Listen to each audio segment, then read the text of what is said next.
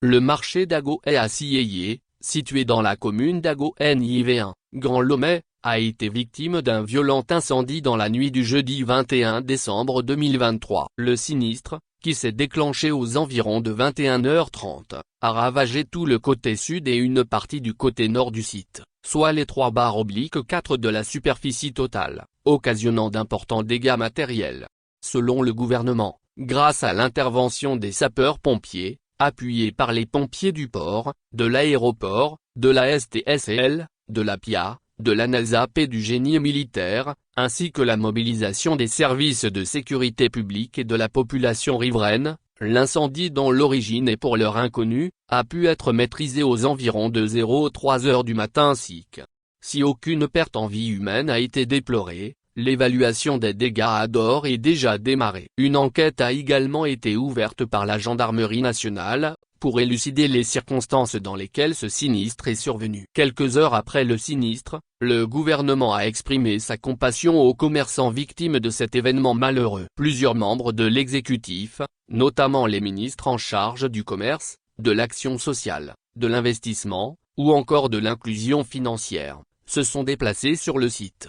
Dans la foulée, le chef de l'État a reçu vendredi 22 décembre, une délégation des femmes commerçantes. À la délégation, Faure Gnassingbé a adressé des mots de réconfort et de soutien, tout en exhortant toutes les personnes concernées au calme en vue de poursuivre des réflexions pour une prompte sortie de crise. Par ailleurs, le président de la République a prodigué des conseils de prudence à l'endroit des commerçants, au regard du risque accru d'incendie en cette période d'harmattan.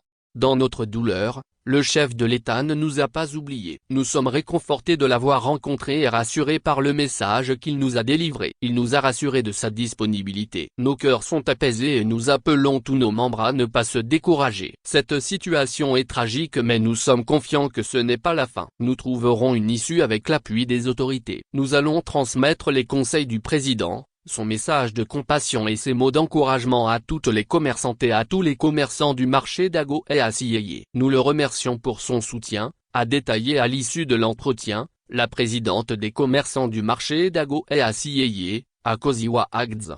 Incendie des marchés au Togo, la spirale de feu nourrie par l'impunité. Encore des milliers de vies en détresse. Après les incendies criminels jamais élucidés des marchés de Kara le 10 janvier 2013, d'Adolato le 13 janvier 2013 et de Anoukop le 10 avril 2022, Agoé à Siyeye rejoint la liste macabre. Plus de 10 ans après le drame à Kara et au grand marché de Lomé, aucune suite de l'enquête. Des innocents avaient été jetés prison et Étienne Yakanou y a même laissé sa vie. On se rappelle, les femmes commerçantes d'Agoé à Siyeye ont exprimé leur ras-le-bol lors d'une manifestation spontanée le jeudi, 7 décembre 2023. Mécontentes des conditions de vente difficiles et des abus policiers, elles avaient un appel au président Faure Gnassingbé pour intervenir. La grogne s'explique par les restrictions de stationnement, les abus policiers et la présence des conteneurs devant le marché. Nos clients se font arrêter par la police et sont obligés de payer une amende avant de récupérer leur engin. Et après, ils sont obligés de partir sans rien acheter,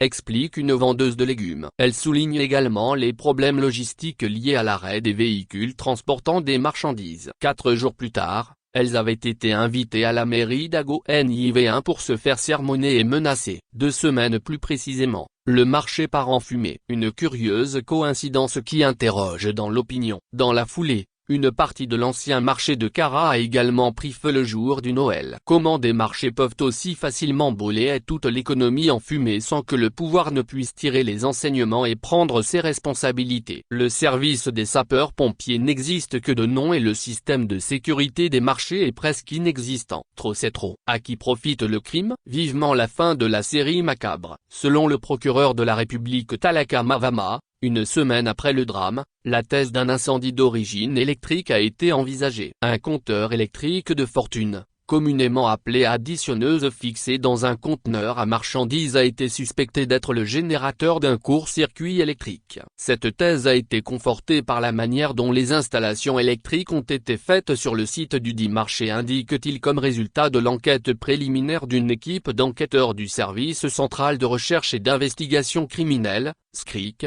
et de la cellule d'identification criminelle, SIC.